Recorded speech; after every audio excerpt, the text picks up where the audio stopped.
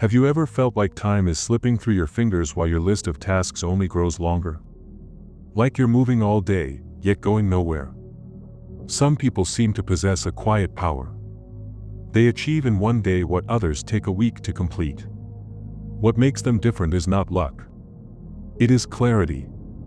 And that clarity often comes from an ancient philosophy built on discipline, purpose, and peace. Stoicism is not about cold detachment. It is about mastering your emotions, focusing your mind, and aligning your actions with what truly matters. It teaches you how to take control of time instead of being ruled by it. In this video, you will learn 5 daily habits drawn from Stoic wisdom. Habits that sharpen your focus, strengthen your resolve, and bring peace into the chaos of your schedule. These habits are not just for getting more done. They are for becoming more grounded, more clear, more fulfilled. Your transformation starts now. And it begins with a single habit. Habit 1. Organize tomorrow today. Each day is a blank canvas, and you are the artist responsible for what appears on it. But without vision, intention, or a steady hand, most people spend their lives smearing random colors across it, hoping it somehow becomes a masterpiece. Stoicism teaches that such hope without direction is not freedom, it is failure. Marcus Aurelius once wrote, "You could leave life right now. Let that determine what you do and say and think." This is not a threat. It is a call to clarity. You do not have unlimited time, so treat each day as sacred.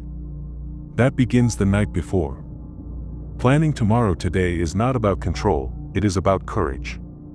The courage to decide what matters before the chaos of life decides for you.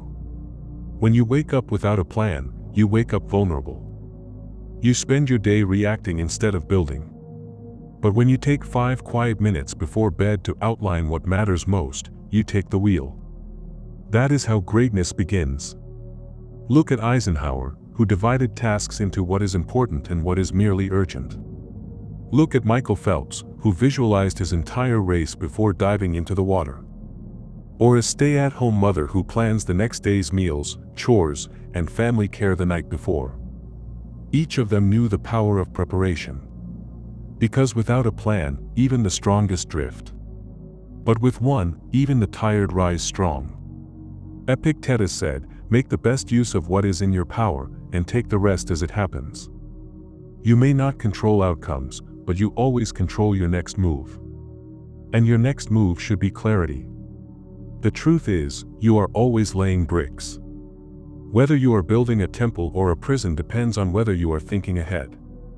Do not stumble into your days. Enter them with intention. Start tonight. Write down 3 tasks that matter to your deepest goals. Not the loudest tasks. The most meaningful ones. Then wake up and begin there. Let your phone wait. Let the noise wait. What cannot wait is your purpose. Planning is not about becoming rigid. It is about becoming ready. And readiness is the birthplace of mastery. When you sleep with clarity, you rise with momentum. That is how a single day becomes a victory. That is how a man of thought becomes a man of action. Habit 2. Learn to say no. In a world that constantly pulls at your attention, your energy, and your time, the most powerful word you can learn to use is no. Not out of anger. Not out of pride. But out of clarity. Every day you are bombarded by urgent demands, endless invitations, and meaningless distractions that disguise themselves as obligations. Have you ever reached the end of a long day, feeling drained and unsatisfied, not because you did too little, but because you did too much of the wrong things? This is the cost of saying yes to everything. And the Stoics knew it. Marcus Aurelius said, "You have power over your mind, not outside events." Realize this and you will find strength. That strength begins with boundaries. Saying no is not selfish. It is sacred. It is how you protect what matters most. Look at Warren Buffett, who said the difference between successful people and very successful people is that the very successful say no to almost everything. Look at Haruki Murakami, who declined social events, interviews, even praise, just to protect the silence he needed to write. He did not isolate out of arrogance. He did it out of devotion to his craft. And what emerged from that silence were books that touched millions. Or look at Jesus, rising early to pray alone, choosing solitude over popularity, choosing alignment over applause. The world does not need another exhausted person trying to please everyone. It needs people willing to say no to the noise, so they can say yes to what makes them whole. Seneca said, "Associate with people who are likely to improve you." That means you must also associate with thoughts, choices, and habits that improve you. Ask yourself, is this worth my time, or is it stealing my purpose? Will this move me forward, or keep me stuck in place? Learning to say no is how you make space for focus, for energy, for your actual life. It is how you stop pouring your time into everyone else's fire while letting your own light go dim. Your life is a jar. Fill it with the big rocks first. Let the sand fall where it may. And when the world demands your yes, but your soul knows it should be a no, honor that truth. Saying no to what does not matter is how you say yes to everything that does. Habit 3. Focus on one thing at a time. In a culture that worships multitasking, distraction has become the new normal. You scroll through your phone while half listening to someone you care about. You reply to emails with half a thought while juggling 5 browser tabs and checking the time. You are everywhere, and yet nowhere. The Stoics would call this the sickness of the modern mind. Epictetus said, "If you want to improve, be content to be thought foolish and stupid." Why?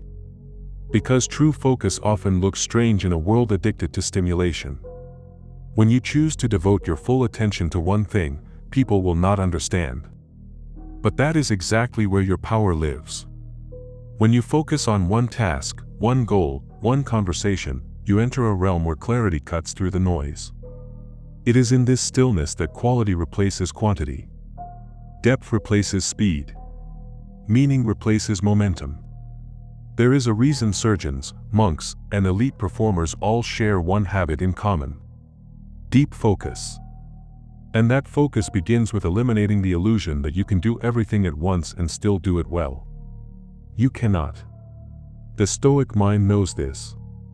Marcus Aurelius reminded himself, "Concentrate every minute like a Roman, on doing what is in front of you with precise and genuine seriousness. Not scattered effort. Not half-hearted attempts. Just one thing, done completely." Imagine a blacksmith forging a blade. He does not hammer one edge, then walk away to sculpt a vase, then return to sharpen the sword. He stays with the heat. He stays with the blade. That is how strength is built. Your mind is the forge. Your task is the fire. Stay with it. Do not abandon it for trivial urges. Shut the door. Turn off the notifications. Let the world wait. Focus is not the absence of options. It is the mastery of intention. Even Christ withdrew from crowds to pray in solitude. Even the Buddha sat under the tree until clarity arrived. Even Steve Jobs wore the same outfit daily, not for style, but to preserve decision-making energy for what actually mattered. The most disciplined minds do not chase 10 things. They finish one. Then move to the next. If you want to achieve more in a day than most people do in a week, stop wearing busyness as a badge. Start using stillness as your strategy. In every hour, ask yourself, what is the one thing that matters most right now? Then do only that. With full presence. With full effort. With full respect for your time. This is how you honor your life, one focused action at a time. Habit 4. Move your body, still your mind. The Stoics understood something that modern science only recently confirmed. The body and the mind are not separate kingdoms. They are twin flames. What affects one shapes the other. You cannot expect mental clarity while your body remains neglected. You cannot demand peace from a system flooded with lethargy, poor posture, and unexpressed energy. Marcus Aurelius wrote, "You have power over your mind, not outside events." Realize this, and you will find strength. But that power fades if your vessel is weak. This is why movement is not just exercise. It is a sacred discipline, a ritual of alignment. When you move your body, you awaken something primal, something ancient, something deeply stoic. A man who sweats in the morning commands his focus in the evening. A woman who pushes her limits at dawn enters the world with a calm that cannot be disturbed by petty noise. You don't need a gym membership. You don't need six-pack abs. What you need is consistency. You need to show your nervous system that you are not dormant. You are alive. You are ready. And you are in control. Every Stoic habit begins here. With the breath. With the bones. With the will to move. Because motion dispels emotion. It burns anxiety before it festers. It shakes off doubt before it settles. It is difficult to remain trapped in a spiral of overthinking when your legs are moving, when your lungs are working, when your body is demanding your attention. Even the greatest minds took long walks to find clarity. Seneca paced his gardens. Nietzsche hiked the mountains. Beethoven walked in nature until melodies filled his head. They understood what many forget. The body is the mind's first ally. When you honor it, you calm the storm within. You can stretch. You can run. You can lift. You can simply breathe with intention. What matters is that you move every day. Not to chase aesthetics. Not to punish yourself. But to stay aligned. Grounded. Connected to the present moment. In a world where stillness is often mistaken for laziness and movement for vanity, the Stoic understands balance. Move not to show off, but to show up. Still your mind by exhausting your tension. You cannot sit in deep meditation if your body is filled with restlessness. But if you have moved, if you have breathed, if you have sweat even a little, your soul sits easier. The silence becomes cleaner. The thoughts less aggressive. And you, more whole. This is not a workout tip. This is ancient philosophy practiced through motion. Every morning, ask yourself one simple question. Did I move with intention today? If not, your mind will pay the price. If yes, your mind will be ready to serve. Because when the body flows, the mind follows. This is how you build an unshakable rhythm. This is how you become strong. And this is how you find peace in motion and wisdom in sweat. Habit 5. Protect your first hour like a warrior. How you begin the day is often how the day begins to shape you. The first hour after you wake up is sacred. It sets the rhythm for everything that follows. Yet most people throw it away. They wake up and grab their phones, drowning in noise, scrolling through strangers, absorbing anxiety before they've even taken their first conscious breath. The Stoics would see this as madness. Because that first hour is not just time. It is momentum. It is direction. It is the foundation upon which your inner fortress is built. Marcus Aurelius began his mornings in silence. He wrote meditations to himself, reminders of what mattered, what didn't, and who he was striving to be. That was no accident. That was armor. If you waste your first hour, you go to war without a shield. But if you protect it, if you master it, the rest of the day bends to your will. The first hour is when your mind is still soft, still programmable. It is when your subconscious is most receptive. Feed it junk, and it will carry junk. Feed it strength, and it will move with power. So how do you protect it? You begin by declaring it yours. No calls. No notifications. No social media. No emails. Nothing external enters your world until your internal world is aligned. The first hour is not for reacting. It is for creating. For moving your body. For sitting in silence. For journaling with honesty. For reading something that lifts your spirit and sharpens your reason. For deciding what kind of person you are about to become today. Because if you don't choose who you'll be, the world will choose for you. And the world does not care about your peace. The Stoic understands that external chaos cannot touch the one who has already claimed his inner stillness. That stillness is built first thing in the morning. It is not built by accident. It is built through intention. Your morning routine does not have to be long, but it must be deliberate. 10 minutes of breath work. 10 minutes of movement. 10 minutes of writing. These can change your chemistry. They can shift your energy. They can prepare you to meet the day, not as a victim of events, but as their master. Think about the difference. The man who wakes up and checks messages begins his day on someone else's terms. The woman who wakes up and centers her mind walks into the world already victorious. Stoicism is not a theory. It is a rhythm. A way of flowing through life with clarity and courage. And that rhythm begins with what you do the moment you open your eyes.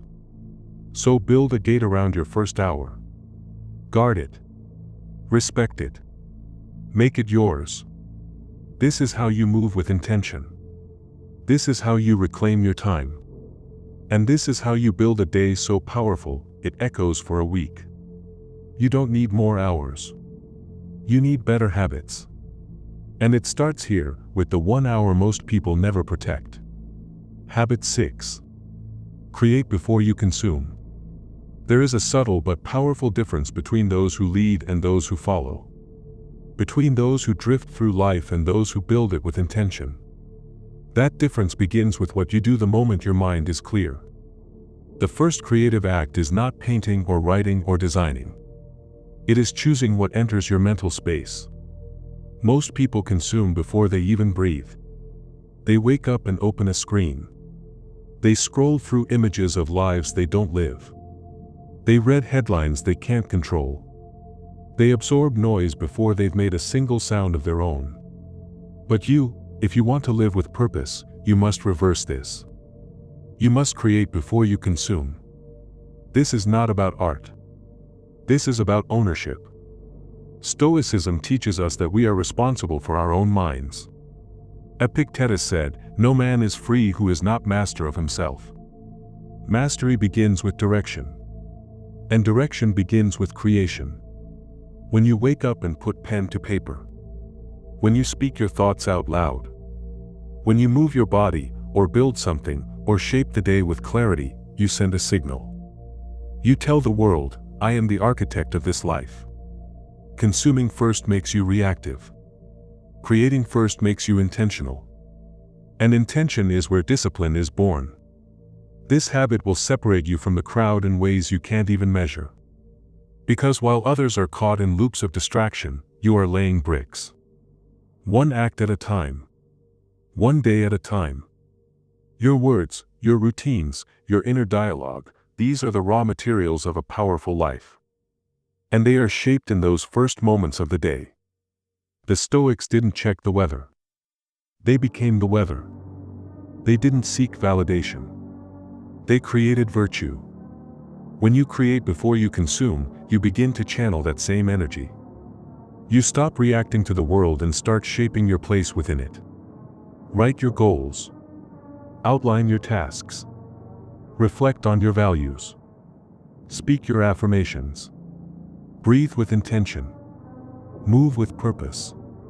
Whatever it is, make sure it comes from you. Not from the noise. Not from the outside. But from within. Because when you create first, you remind yourself that you are not here to follow trends. You are here to set direction. You are not a consumer of life. You are a producer of meaning. A builder of order. A bringer of light in a distracted world. And that power, it compounds. It grows. Each morning you create before you consume, you stack victories. You sharpen the sword. And one day, when everything around you is chaos, you will stand firm. Not because life got easier, but because you built yourself for this. From the first hour. From the first act. From the first breath of the day. When your days are built with purpose, your life begins to shift. Not in loud, dramatic ways, but in quiet strength, in calm clarity, in focused momentum. These habits are not hacks, they are weapons. Shape each day with them and soon you will achieve in one day what others struggle to do in a week. If this message spoke to you, help us spread it. Like the video, leave a comment, and subscribe to Stoic Legacy. This is your time. Your rise. Your legacy. Stay stoic and build your stoic legacy.